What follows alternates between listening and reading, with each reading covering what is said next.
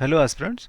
So this is the next part of our ongoing series PYQs of irrigation engineering जो कि पूछे गए UPPSC exam में AE. So this was our last problem. इसके आगे आज हम कंटिन्यू करेंगे और आज जो टॉप प्रॉब्लम्स रहने वाले वो रहने वाले रिजर्वायर्स एंड डैम से. So see the first problem is in case of gravity dam of base width b, if the resultant passes with an eccentricity of b by 6, what will be the ratio of maximum compressive stress and maximum tensile stress? So see, अगर अगर हमारा resultant पास कर रहा है, अगर हमारा resultant पास कर रहा है eccentricity less than is equal to B by 6, तो अगर ये सिचुएशन है तो हमारे बेस पे through out the width, through out the foundation width compression stresses मिलेंगे हमको. एंड जो मैक्सिमम स्ट्रेस मिलेगा कंप्रेशन का वो मिलेगा टो पे, और जो मिनिमम मिलेगा वो मिलेगा हील पे. अगर हम वैल्यू देखें, अगर हम पी मैक्सिमम की बात करें तो जो हमें टो पे मिलने वाला है वो होगा summation of vertical forces divide by width of the dam bracket 1 plus 6 eccentricity divide by B. ये होगी हमारी मैक्सिमम स्ट्रेस जो कि मिलेगी हमको टो पे. और अगर हम वहीं पे बात करें पी मिनिमम जो कि हमको हील पे मिलने वाली है, और इसका नेचर भी कंप्रेसिव होगा तब तक जब तक हमारी जो एक्सेंट्रिसिटी है वो बी बाई 6 से कम है. Summation B by B 1 minus 6 E by B. तो अगर हम प्रॉब्लम की मान के चलें, प्रॉब्लम बोल रहे हैं कि एक्सेंट्रिसिटी जो है जिससे रिजल्टेंट पास कर रहा है वो बी बाई 6 से पास कर रहा है रिजल्टेंट. तो इस सिचुएशन में क्या होगा, वैल्यूज़ को पुट कर देते हैं. पी मैक्स में अगर डालेंगे ये वैल्यूज़ को तो ये निकल के आ जाएगा 2 समीशन बी बाई बी. और अगर पी मिनिमम की बात करें तो ये वैल्यू निकल के आ जाएगी 0. अगर इन स्ट्रेसेस को ड्रॉ करें, सपोज अगर हम स्ट्रेसेस को ड्रॉ करें बिलो द डैम, तो यहाँ पे हम कंप्रेसिव को पॉजिटिव लेके चल रहे हैं. कंप्रेसिव स्ट्रेसेस पॉजिटिव साइन से हम उनको रिप्रेजेंट कर रहे हैं. कुछ इस तरह का हमको स्ट्रेस डायग्राम देखने को मिलेगा. यहाँ पे होगा 0 और यहाँ पे हमको मिलेगा 2 times of summation B by B, और ये पूरा कंप्रेशन में होगा. तो प्रॉब्लम बोल रहा है कि रेशियो बता दो हमको मैक्सिमम कंप्रेसिव स्ट्रेस और मिनिमम टेंसाइल स्ट्रेस का. सो सीधा अगर हम रेशियो निकालते हैं इसका तो मिनिमम तो 0 हो गया and maximum 2 summation B by B divide by 0. जब भी हम किसी भी वैल्यू को 0 से डिवाइड करेंगे तो हमको इन्फिनिटी मिलेगा. तो hence option A is the correct answer. I hope you understand this. इस डायग्राम से भी देख सकते हैं मैंने ड्रॉ किया हुआ है पहले से ही, टाइम वेस्ट ना हो इसलिए. ये हमारा अगर हमारा सी जी है डैम का, और ये सी जी है, if this is a C G of dam and vertical forces, C G से vertical forces downward and horizontal forces, और इन दोनों का एक रिजल्टेंट होगा वो पास कर रहा है यहाँ से दिस पार्ट. और अगर ये this eccentricity is less than B by 6 तो हमारे डैम में नीचे सिर्फ कंप्रेसिव स्ट्रेसेस ही जनरेट होंगे. देखते हैं next problem. Next problem is saying hydrodynamic, I think is visual, या hydrodynamic pressure due to earthquake acts at a height of. So सीधा हाइड्रोडायनामिक फोर्सेस जो हमारे होते हैं वो जनरेट होते हैं due to the earthquake acceleration. अगर हमारा अर्थक्वेक का acceleration in negative X direction में है, हॉरिजॉन्टल एक्सेलरेशन अगर नेगेटिव एक्स डायरेक्शन में है, तो इन दैट केस जो हमारा उस पर एक मोमेंटरी फोर्स लगेगा टुवर्ड्स द रिजर्वायर. सो इसी को हम बोलते हैं हाइड्रोडायनामिक प्रेशर. अगर इसका वेरिएशन देखें तो इसका वेरिएशन होता है समवॉट लाइक दिस,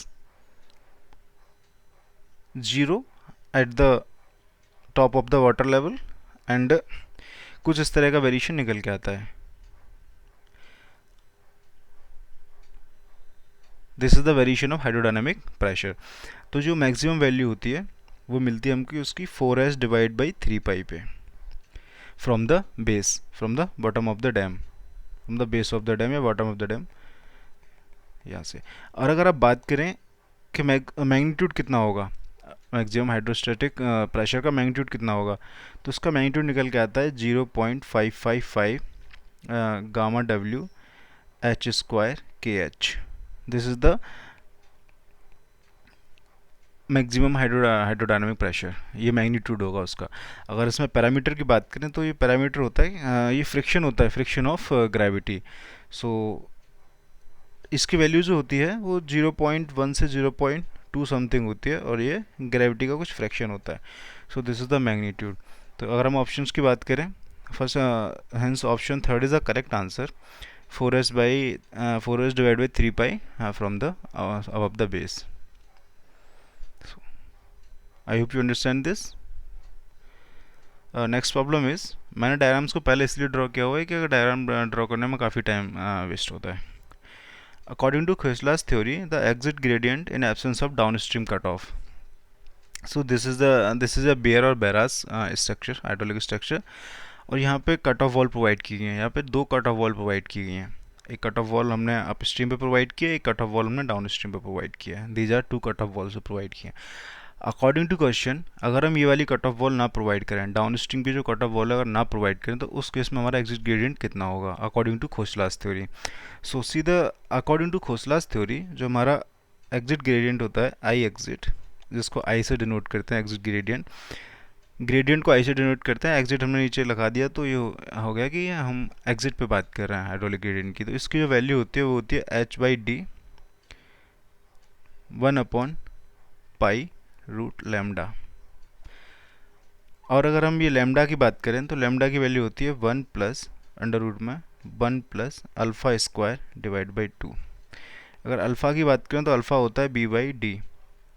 सारे जो पैरामीटर हैं डायग्राम में विजिबल हैं। बी होता है हमारी foundation overall foundation width, and D होती है हमारी कट ऑफ डेप्थ, जो हमने कट ऑफ वॉल या सीट पाइप वॉल जो प्रोवाइड किया उसकी जो डेप्थ होती है वो हमारी डी होती है।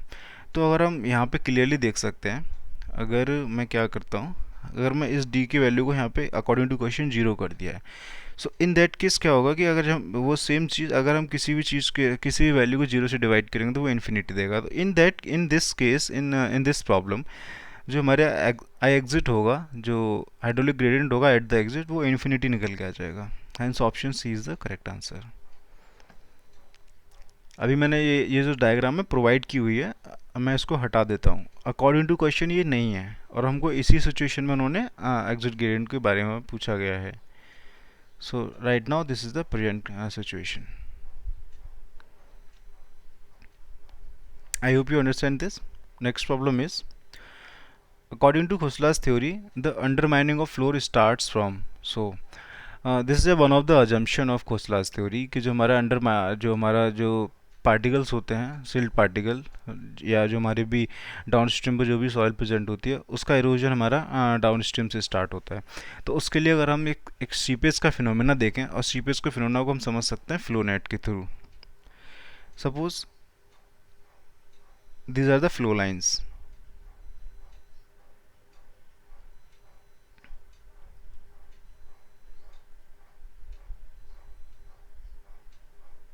These are the flow lines. जो हमारा वाटर स्वीप करेगा वो स्वीप कर रहा है इन दिस डायरेक्शन।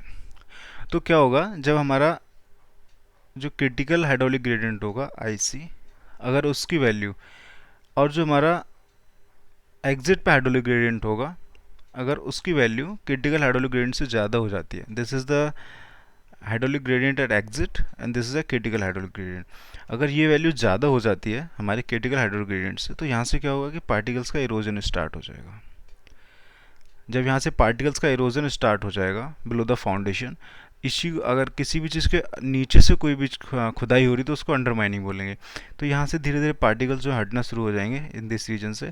तो अकॉर्डिंग टू Khosla's थ्योरी जो अंडरमाइनिंग स्टार्ट होती है फ्लोर की, वो होती है टेल एंड से। This is the tail end. Hence option B is the correct answer. Next problem is,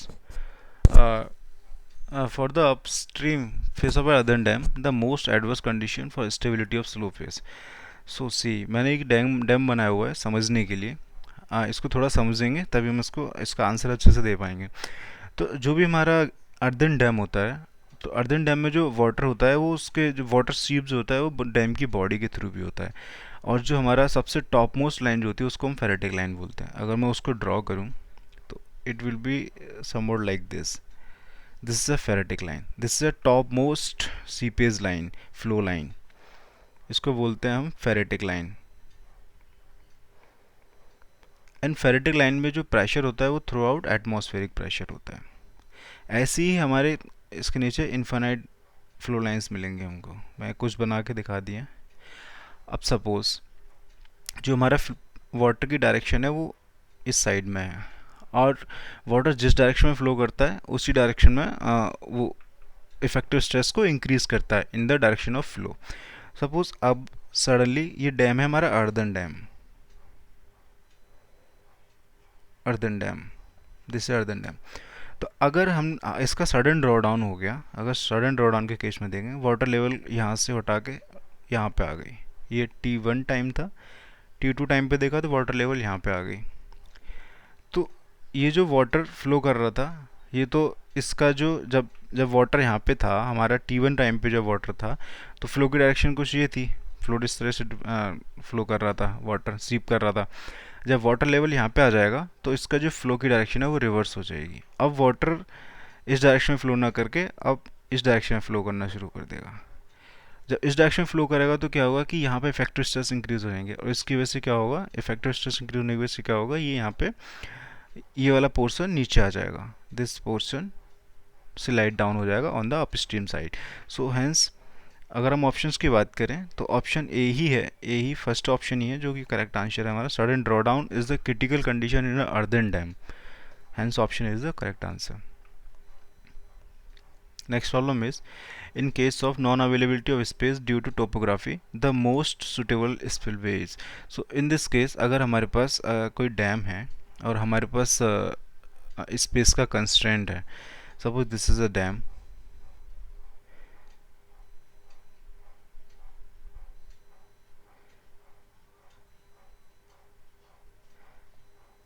अब हमारे पास स्पेस अवेलेबल नहीं है कि हम यहाँ पे स्पिलवे कंस्ट्रक्ट कर सकें, नहीं है हमारे पास space available.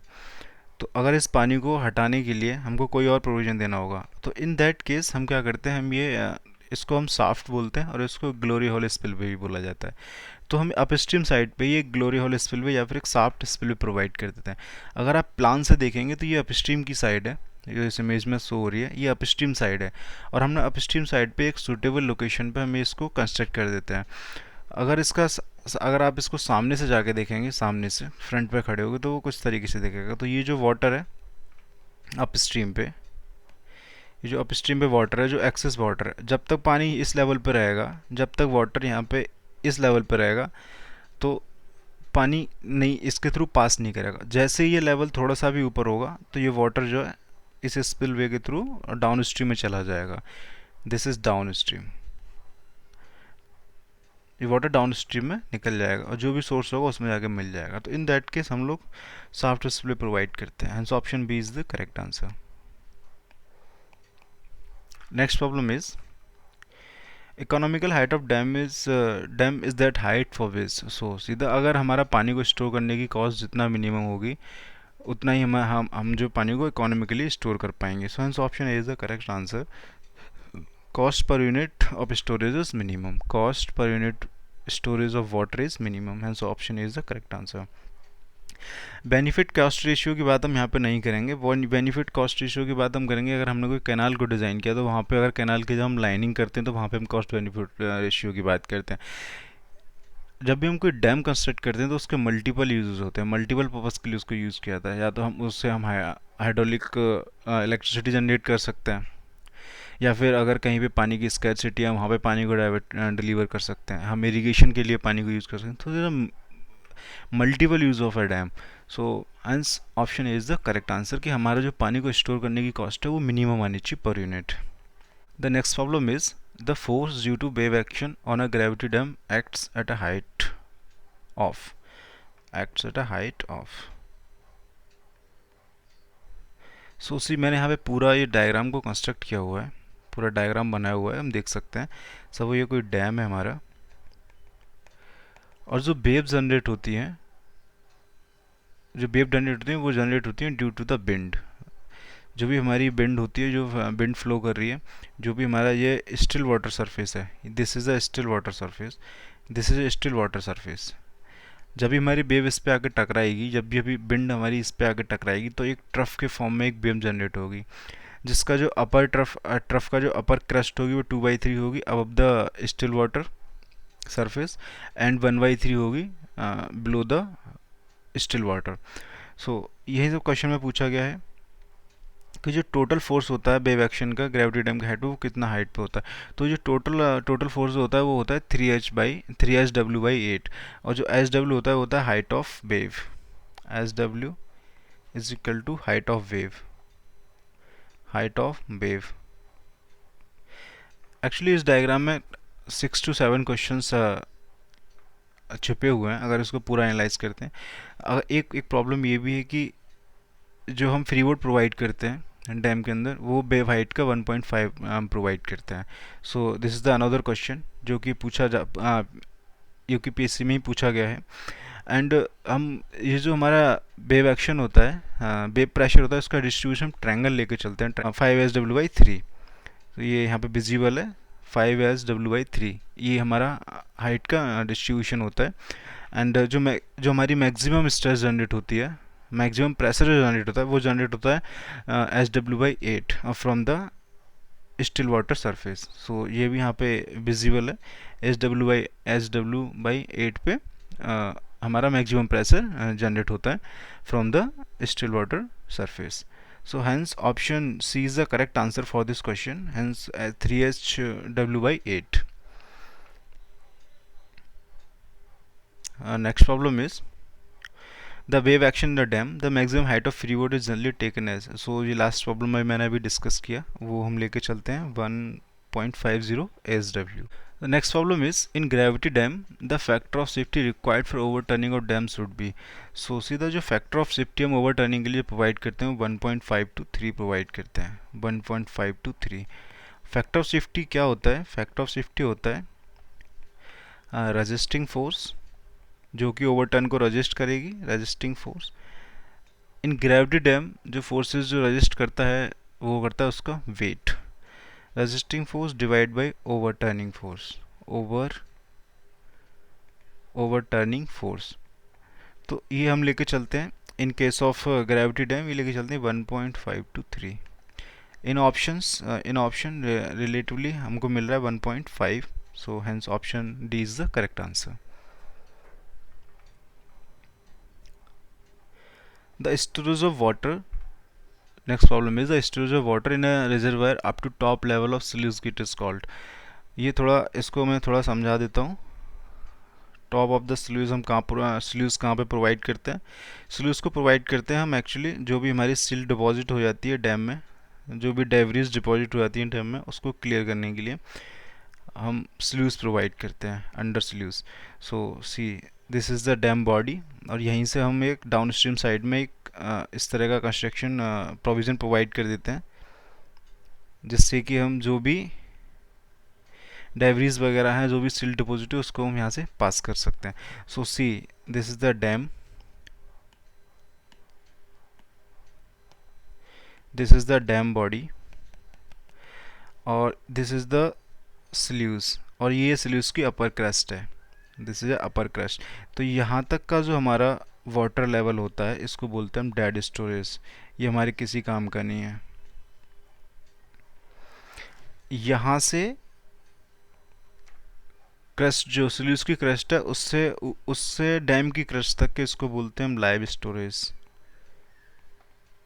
This is called live storage. और जो भी वाटर हमारा ऊपर होता है, जो कि स्पिलवे के थ्रू पास कर रहा होता है, उसको बोलते हैं हम सरचार्ज डिस्चार्ज। सपोज क्रस्ट के ऊपर इतना डिस्चार्ज है, इस हाइट तक वाटर, तो इसको बोलेंगे हम surcharge discharge, surcharge discharge. So hence option is the correct answer. The storage of water in reservoir up to top level of sluice gate is called. So this is called dead storage. Hence option A is the correct answer. The next problem is which of the following method are used for control the silting of the reservoir. So see the silting of reservoir we can control all of the many ways. अगर हम options की बात करें तो control of sediments in flow. सो जो भी हमारा water आ रहा है उसमें जो भी सेडिमेंट्स हैं उनको हम कंट्रोल करके भी हम सेडिमेंट डिपोजिट्स को कंट्रोल कर सकते हैं in the reservoir. Control of sediment deposit, हम सेडिमेंट्स के डिपोजिट्स का कंट्रोल कर सकते हैं। रिमूवल ऑफ सेडिमेंट डिपॉजिट, ये भी एक प्रोविजन मैंने लास्ट प्रॉब्लम में बताया कि सल्यूज हम प्रोवाइड कर सकते हैं, उससे हम जो भी सेडिमेंट डिपॉजिट उनको मैं एक्सट्रैक्ट आउट कर सकता हूँ। सो hence option D is the correct answer, all of the option correct. The next problem is the cutoff in the earthen dam and rockfill dam is provided. So the cutoff wall जो हम provide करते हैं in earthen dam and rockfill dam provide करते हैं हम to reduce the seepage. So hence option is the correct answer, to reduce the loss of stored water through the seepage, क्योंकि जो हमारा earthen dam होता है उसके थ्रू हमारा काफ़ी अमाउंट ऑफ वाटर सीपेज के थ्रू लॉस हो जाता है, जो कि हमारा किसी लेकिन हम डैम को कंस्ट्रक्ट कर रहे हैं पानी को स्टोर करने के लिए। अगर वही पानी हमारा सीपेज के थ्रू लॉस हो जा रहा है तो उस डैम को बनाने को कोई हमारा बेनिफिट नहीं रहेगा। Hence option A is the correct answer. अगर हम उसको देखें प्रोवाइड कैसे करते हैं, तो सपोज मैं अगर उसका डैम का बेस बनाऊँ, डैम ये है, पूरा नहीं कंस्ट्रक्ट किया है, थोड़ा सा बेस बना रहा हूँ, ऊपर इसके ऊपर भी है, तो हम इस तरीके से प्रोवाइड कर देते हैं अप स्ट्रीम पे और डाउन स्ट्रीम पे, बीच में भी प्रोवाइड कर सकते हैं। जो बीच में अगर हम प्रोवाइड करेंगे, अगर वो इस डाउन स्ट्रीम और अप स्ट्रीम की हाइट से छोटी, तो वो इनफेक्टिव होती है।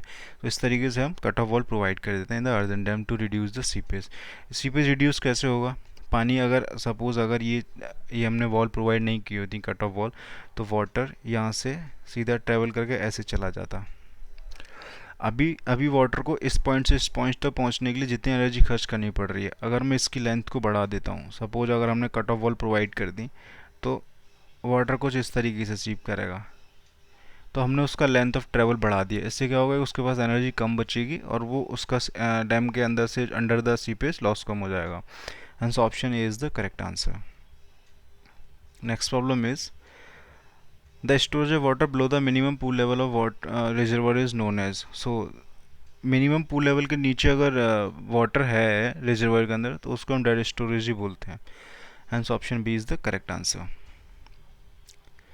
Next problem is a model of a spillway with scale ratios given as, okay,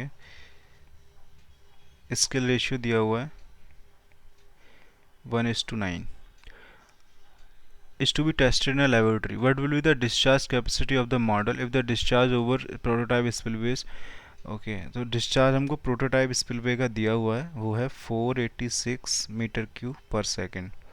और हमसे मॉडल के बारे में बात करें, जो मॉडल हमको लेबोरेटरी में कंस्ट्रक्ट करना है, उसमें हमको कितना डिस्चार्ज की ज़रूरत है। तो ये रिलेशनशिप होता है डायरेक्टली ये मॉडल एंड सिमिलरिटी में हम निकालते हैं। जो डिस्चार्ज रेशियो होता है, डिस्चार्ज रेशियो डायरेक्टली प्रोपोर्शनल होता है स्केल रेशियो की पावर 5/2। तो हम निकाल लेते हैं यहाँ से। डिस्चार्ज थ्रू मॉडल हमको कैलकुलेट करना है, डिस्चार्ज थ्रू प्रोटोटाइप हमको दिया हुआ है, और डिस्चार्ज स्केल रेशियो हमको दिया हुआ है 1/9 की पावर 5/2। तो अगर इसको कैलकुलेट करेंगे तो ये निकल के आ जाएगा discharge through model is equal to discharge through prototype 1/9। थोड़ा सिंप्लीफाई कर लेते हैं इसको।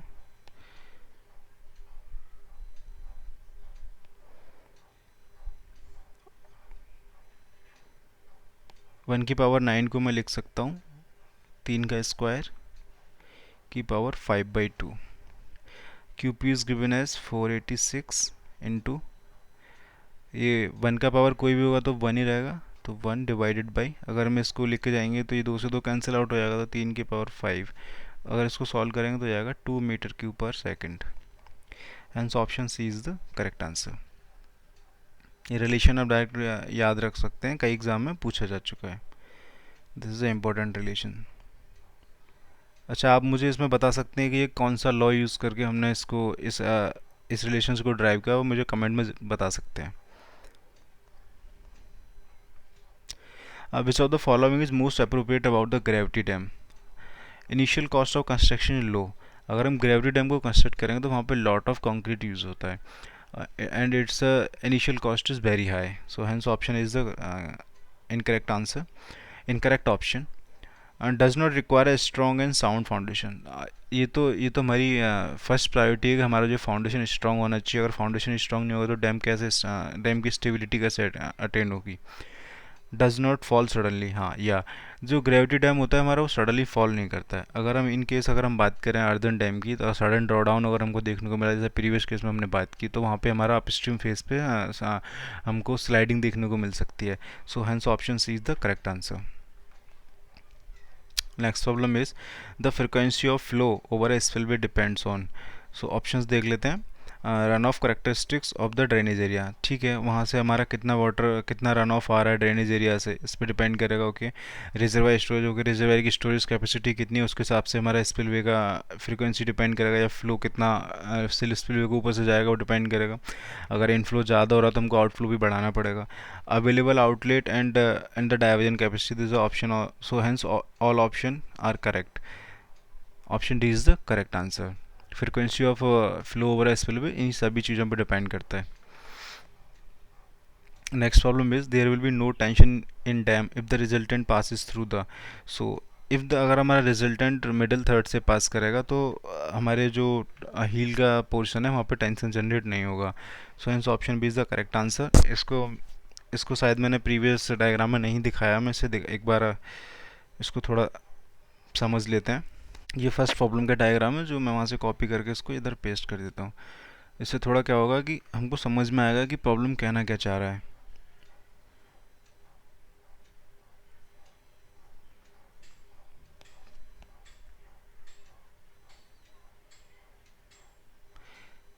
सपोज ये डैम की विड्थ है B, this is the width of B. तो जब भी ये जो हमारा रिजल्टेंट है अगर बी वाई 3 से पास करेगा तो डैम में टेंशन जनरेट नहीं होंगे। ये हो गया बी वाई थ्री और बी वाई थ्री। तो so this is the reason, अगर हमारा रिजल्टेंट इस रीजन से पास कर रहा है, दिस इज़ द रीज़न अगर हमारा रिजल्टेंट इस रीजन से पास करता है, जैसा कि मेरे डायग्राम में जो ऊपर बना हुआ उसमें इसी रीजन से पास कर रहा है। अगर मिडिल थर्ड से पास कर रहा है तो हमारे डैम में कोई भी टेंशन जनरेट नहीं होगा। So hence option B is the correct answer. Next problem is which of the following in a gravity dam is the major resisting force. सीधा इन अ ग्रेविटी डैम जो उसका cell जो सारी maximum जो forces को resist करता है वो अपने सेल्फ वेट के थ्रू रजिस्ट करता है। Hence option B is the correct answer. Gravity dam is a very heavy structure. Next problem is seepage endangers the stability of earthen dam built on a pervious soil foundation because of piping, which depends on the so value of exit gradient, या इस पे depend करेगा कि जो अगर हमारी exit की जो हाइड्रोलिक ग्रेडियंट है, हाइड्रोलिक ग्रेडियंट एट एग्जिट अगर वो ग्रेटर देन हो जाता है क्रिटिकल हाइड्रोलिक ग्रेडियंट से, तो वहाँ से पॉसिबिलिटी है कि वहाँ से इरोजन स्टार्ट हो जाएगा down stream of the dam के सरफेस से, और पॉसिबिलिटी है कि वहाँ पे पाइपिंग फिनोमिना जनरेट हो सकता है। पाइपिंग वाला हो गया कि डैम के थ्रू आउट द डैम के बेस से सी,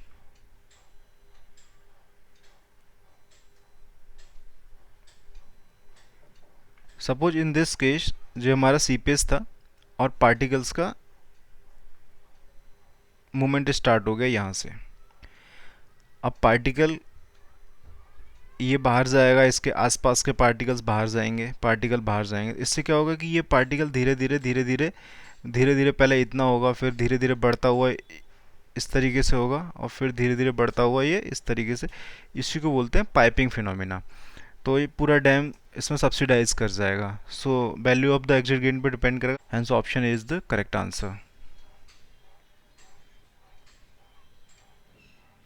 next problem is the gravity dam में fail due to. So gravity dam हमारा ओवर टर्निंग से फेल कर सकता है, ओवर स्ट्रेचिंग से फेल कर सकता है, स्लाइडिंग से फेल कर सकता है। So hence option D is the correct answer.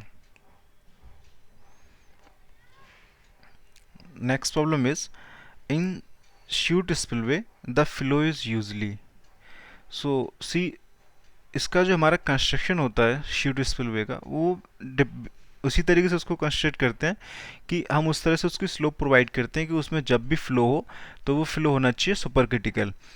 So hence option D is the correct answer. Next problem is the capacity inflow ratio for a reservoir. Capacity inflow ratio for the reservoir increases with time, okay, decreases with time, is a constant factor over time, may decrease or may increase over the with time, may increase or decrease with time. So see, जो capacity inflow ratio होता है reservoir का, वो time के साथ कम होता है. Reason behind कि जो हमारा रिजर्वायर होता है उसमें सिल्टिंग और डिपोजिशन होता रहता है. उसकी वजह से क्या होता है कि हमारा उसमें जो पूल लेवल है वो बढ़ता जाता है. तो इस तरीके से उसकी हमारी कैपेसिटी कम हो रही होती है with over the period of time. So hence option B is the correct answer. Next problem is which of the following dams of India is an example of arch dam. So the given options are Tehri dam. So जो Tehri dam है, Tehri dam हमारा soil core and rockfill dam. Idukki dam, जो हमारा Idukki dam है वो है हमारा आस dam. And जो भाखरा डैम है, एक सेकंड में ठीक से लोड करता हूँ. भाखरा डैम वो है हमारा कंक्रीट डैम. भाखरा डैम है हमारा कंक्रीट डैम. और जो सरदार सरोवर डैम है, सरदार सरोवर डैम, वो है हमारा ग्रेविटी डैम और बना हुआ है कंक्रीट से. Gravity dam made with concrete. Hence option B is the correct answer. I think आपको ये लिखता हुआ नहीं दिख रहा है, जो थोड़ा हैंग कर रहा है आज. Hence option B is the correct answer. So इस वीडियो में यहीं तक रखते हैं क्योंकि there is some problem in my system, is hanging too much. So इसके आगे हम नेक्स्ट पार्ट में कंटिन्यू करेंगे. Thank you for watching.